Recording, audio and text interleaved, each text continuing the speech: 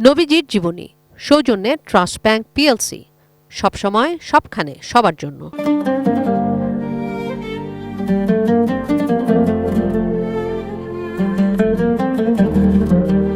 নবীজির জীবনী।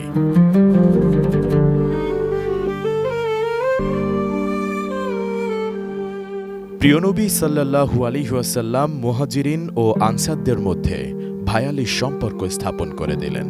এ ভায়ালি ছিল সহানুভূতি ও সহমর্মিতার। এক্ষেত্রে আনসারগণের মধ্যে মুহাজির প্রীতির প্রতিযোগিতা শুরু হয়ে যায়। এমনকি শেষ পর্যন্ত কে কাকে ভাই রূপে গ্রহণ করবেন এ নিয়ে লটারি করতে হয়। তারা তাদের ঘরবাড়ি, জমি জেরাত, ধন সম্পদ ও গবাদি পশুতে তাদের অংশীদারিত্ব স্বীকার করে নেন।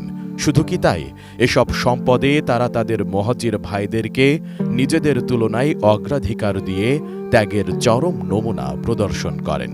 আনসারী সাহাবী তার মুহাজির ভাইটিকে বলতেন, এই যে ভাই, আমার অমুক অমুক সম্পদ রয়েছে, এর মধ্যে যেটি তোমার পছন্দ হয় সেটিই তুমি গ্রহণ করো। জবাবে মুহাজির ভাইটি বলতেন, আল্লাহ তোমার পরিবার পরিজন ও মাল দৌলতে বরকত দান করুন। আমাকে বরং বাজারের পথ দেখিয়ে দাও, আমি কিছু একটা তেজারতির ব্যবস্থা করে। উল্লেখ্য, মক্কার মুহাজিরগণ ছিলেন পুরুষানুক্রমে ব্যবসায়ী।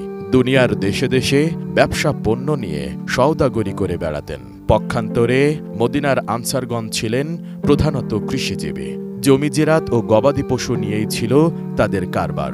মোট কথা, আনসারগণ যেমন অকৃপণভাবে তাদের সহায় সম্পদ তাদের মুহাজির ভাইগণের জন্য বিলিয়ে দিতে আগ্রহী ছিলেন, মুহাজিরগণ তেমনি পারতপক্ষে সে অনুগ্রহের ওপর নির্ভরশীল না হয়ে যতদূর সম্ভব নিজের পায়ে দাঁড়াবার জন্য চেষ্টিত থেকে আত্মমর্যাদাবোধের পরিচয় দিয়ে যাচ্ছিলেন। নবীজির জীবনী সৌজন্যে ট্রাস্ট ব্যাংক পিএলসি, সবসময় সবখানে সবার জন্য।